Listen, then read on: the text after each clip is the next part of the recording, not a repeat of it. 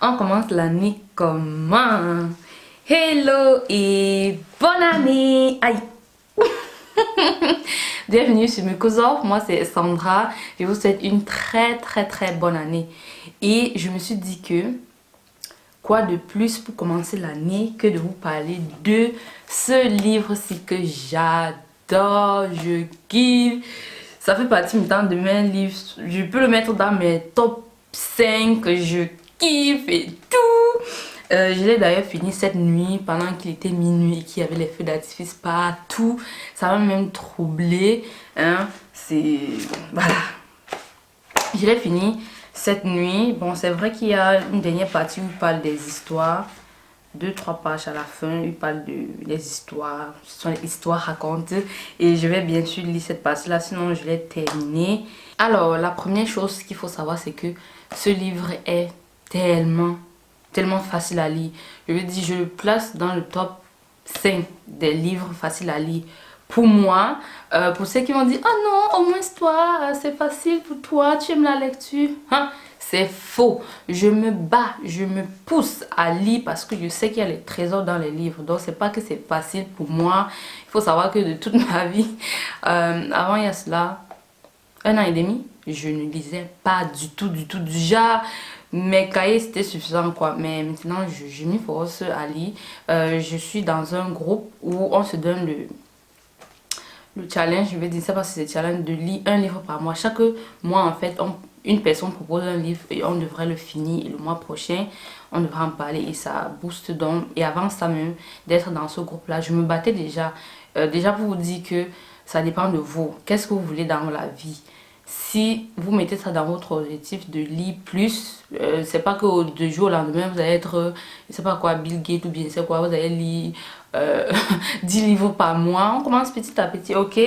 Voilà, c'est ça déjà. Et c'est pour ça que si vous êtes une personne, vous n'aimez pas lire ce truc, j'aime pas lire là, bah ça peut être vraiment bien pour vous dans le sens c'est facile à lire.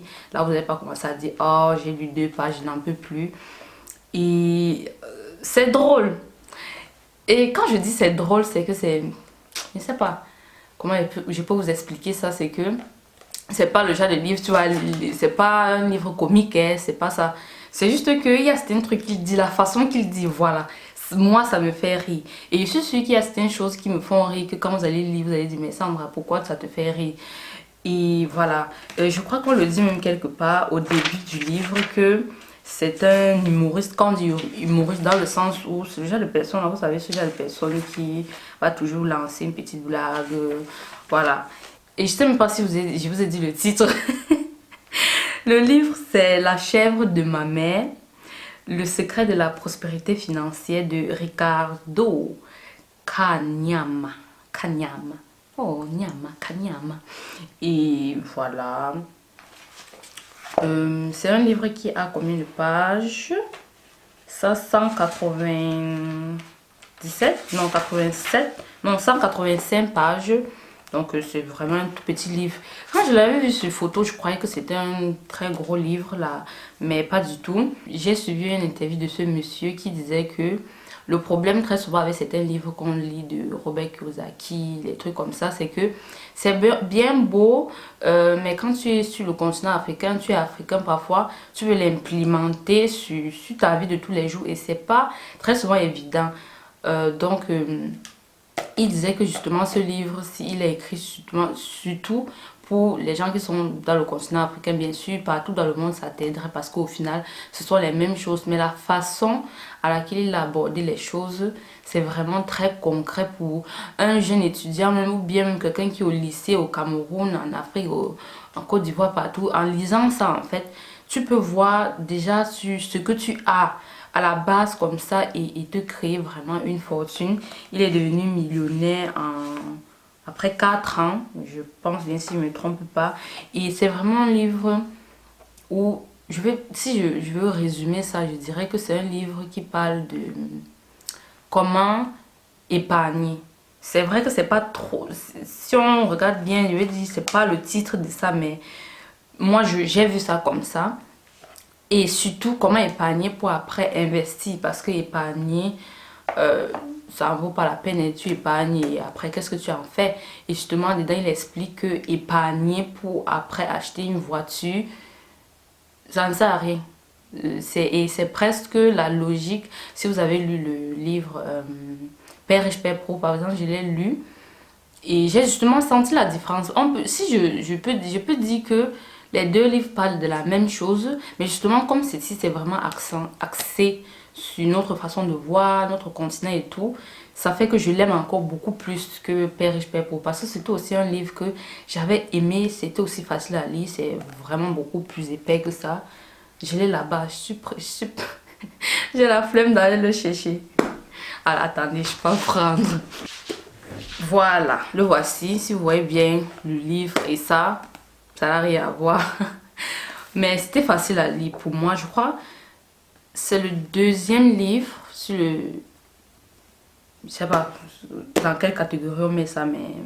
Sur les finances, voilà. C'est le deuxième livre sur les finances que j'ai lu et que j'ai aimé, qui était facile à lire. Le premier, c'était Le jeune entrepreneur africain de Claudel Noubissier. Et après, j'ai lu ça. Je l'avais lu digital. Donc, ce qui fait que j'ai acheté celui-ci. Et pour le moment, je suis là. On va dire la moitié. Voilà. Et ceci, en fait, c'est une version rééditée. Donc, dedans, il a ajouté encore certains trucs. Donc, c'est pour ça que c'est beaucoup plus gros que ce que j'avais lu.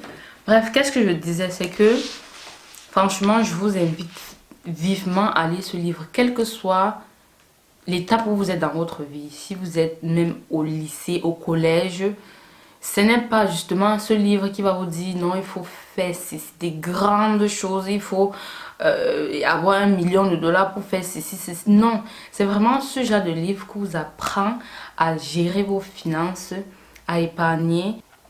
Si vous êtes en couple, dans un ménage, il donne les exemples concrets. Et c'est ça que j'ai aimé dans ce livre, des exemples concrets de lui-même, de comment est-ce que, avec son couple, il gère les finances. Et ça m'a justement donné un coup de fouet parce que dernièrement, avec les finances, là, quand j'ai lu Père riche, Père pauvre, avec ça, je faisais attention. Mais ça m'a vraiment dit que Sandra, il faut faire attention. Et ça vous permet vraiment de maîtriser votre argent et de ne pas vous trouver à la fin d'année en train de dire j'ai gagné beaucoup d'argent, c'est parce que j'ai fait avec, vous savez, c'est ce fameux truc là.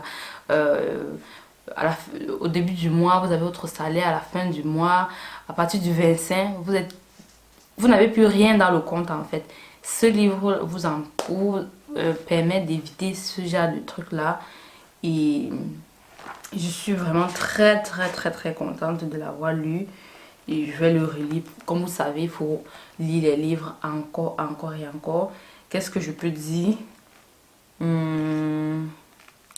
Qu'est-ce que je peux ajouter? Bon, il a certains livres, je vais vraiment essayer de les relire. Et c'est aussi un livre, il est chrétien.